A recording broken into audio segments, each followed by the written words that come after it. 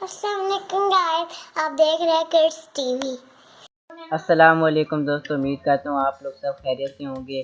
आज मैं एक नई नज़म के साथ आया हूँ जिसका नाम है आलू का चालू मियाँ। आलू का चालू मियाँ कहाँ गए थे, सब्जी की टोकरी में सो रहे थे। बैंगन ने लात मारी रो रहे थे, गाजर ने प्यार किया हंस रहे थे। मटर से कीड़ा निकला डर गए थे, कीड़े ने बहू किया भागे थे। आलू का चालू मियाँ कहाँ गए थे, सब्जी की टोकरी में सो रहे थे। बैंगन ने लात मारी रो रहे थे, गाजर ने प्यार किया हंस रहे थे। मटर से कीड़ा निकला डर गए थे, कीड़े ने बहू किया भागे थे। उम्मीद करता हूँ आज की वीडियो आप सबको पसंद आई होगी।